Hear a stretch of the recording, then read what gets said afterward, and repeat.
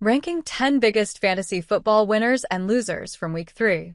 Some days, NFL offenses look like they can't be stopped. However, that was not the case this week. Defenses, and also special teams, played huge roles in the outcome of fantasy football matchups in Week 3, accounting for 39 turnovers, 9 touchdowns, and a safety. Unexpectedly leading the way, the Carolina Panthers, who shut out the Atlanta Falcons and got a pick-6 from cornerback Chow Smith-Wade. Fantasy managers can't count on defensive touchdowns to carry them every week, though. So, let's sort through Sunday's action and see if we can determine some fantasy winners and losers for the week. Fantasy football winners for Week 3. RB Jonathan Taylor, Indianapolis Colts.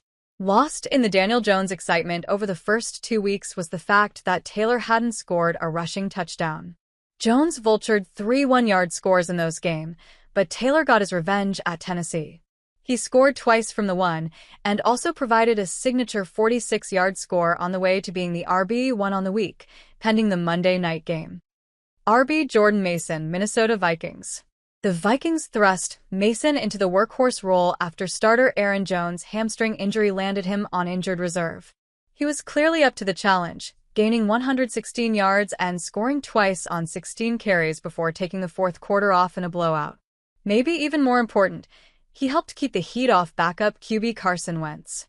Jones will miss a minimum of 4 games, so Mason should mostly have the backfield to himself until then.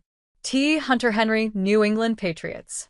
Henry had just 5 total catches entering Week 3, but he was by far QB Drake May's favorite target against the Steelers. He caught 8 of 11 passes thrown his way for 90 yards and a pair of touchdowns.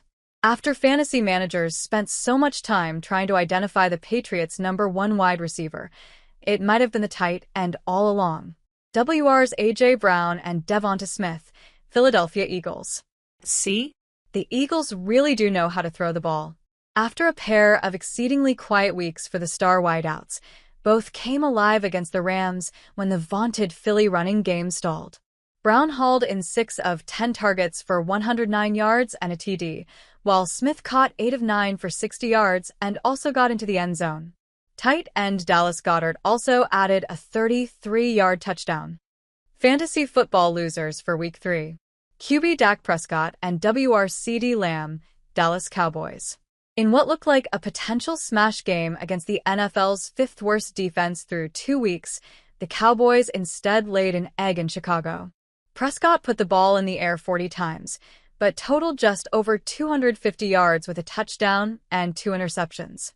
To add injury to insult, Lamb didn't have a single reception before he left in the first half and didn't return after tweaking his ankle. Any extended absence would crush Prescott's fantasy value. RB Ashton Jeanty, Las Vegas Raiders.